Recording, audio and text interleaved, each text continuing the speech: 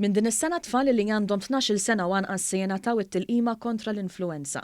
Dan ikkonfermah id-Deputat Prim Ministru Ministru għas-Saħħa Chris Fearne fuq il-programm Paperscan fuq il-Ħadd filgħodu meta f'intervent telefoniku ta' rendikont tas-sitwazzjoni anki brabta mal-pandemija. U din is-sena ħanibdew ukoll nagħtu t-tilqima tal-influwenza minn kmieni lit-tfal ta' taħt 12 sena.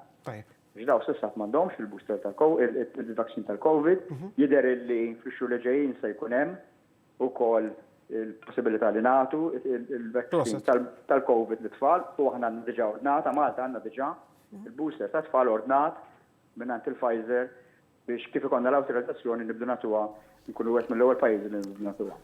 Il-Ministru Fearne spjega wkoll li għaddu għaddej skont kif ippjanat loti tad-doża addizzjonali tal-vaċċin kontra il-COVID-19.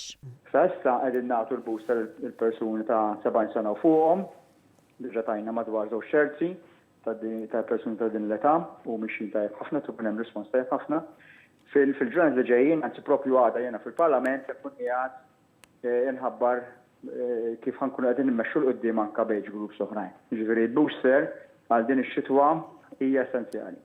Il-Ministru Fearne irrefera wkoll għal mod kif qed jitnaqqsu l-miżuri brabta mal-pandemija u l-importanza illi kull pass li jittieħed brabta ma' dan isir abbażi tal-fatti u tax-xjenza. Sa issa n-numri f'Malta minkejja ġifieri li inti t-torċa kif qegħdin sewwa tgħidu fl-Ingilterra n-numri tal-għajn, fil-Lvant tal-Ewropa tal-għajn, prattikament mad-dinja kollha tal-għajn.